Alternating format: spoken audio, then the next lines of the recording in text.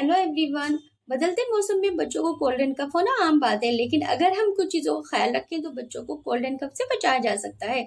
आज की वीडियो में मैं आपको एक ऐसे मसाले के बारे में बता रही हूँ जो हमारे किचन में हमेशा होता है और जिसको हमें बच्चों की डाइट में जरूर इंक्लूड करना चाहिए। ब्लैक पेपर, काली मिर्च। काली मिर्च एक ऐसा मसाला है जो हमारे किचन में हमेशा मौजूद रहता है और जो बहुत सारे गुणों से भरपूर होता है। काली मिर्च बच्चों के डाइजेस्टिव सिस्टम को इम्प्रूव करने में हेल्प करता है।